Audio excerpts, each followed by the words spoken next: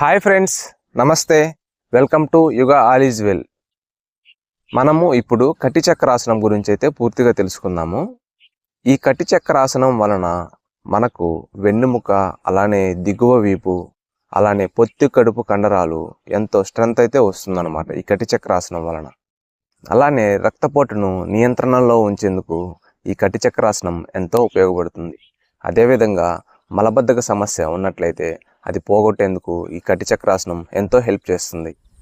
ముఖ్యంగా మనకి నడుము భాగం దగ్గర బెల్లీ ఫ్యాట్ వస్తుంది. ఆ బెల్లీ ఫ్యాట్ తగ్గేందుకు ఈ కటి చక్రాసనం ఎంతో ఉపయోగపడుతుంది.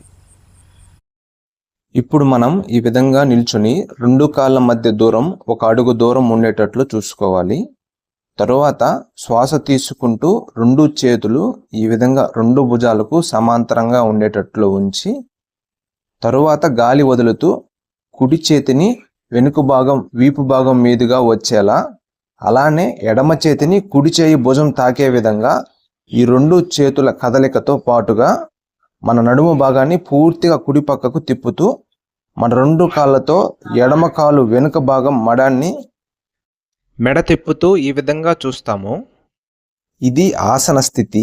ఈ స్థితిలో 5 నుంచి 10 సెకండ్స్ ఉండి శ్వాస తీసుకుంటూ ఈ విధంగా మధ్యలోకి కుడి పక్కకు చేసినట్లుగా ఎడమ పక్కకు కూడా చేస్తాము.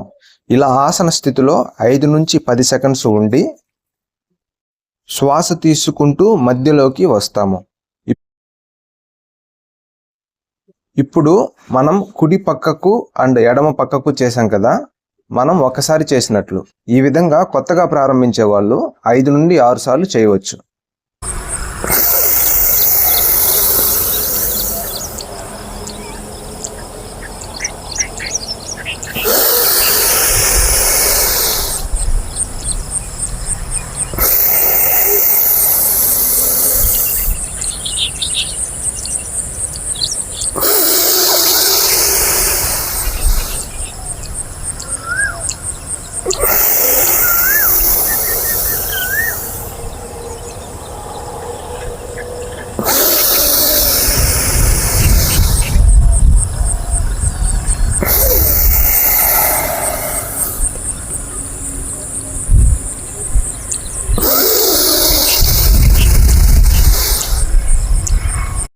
ఈ విధంగా చేయడం పూర్తయిన తర్వాత 2 చేతులను కిందకి దింపుతూ 2 కాళ్ళ మధ్య దూరాన్ని తగ్గిస్తూ ఈ విధంగా ఉంచి కళ్ళు మూసుకొని విశ్రాంతి తీసుకుంటాం ఒక 30 సెకండ్స్.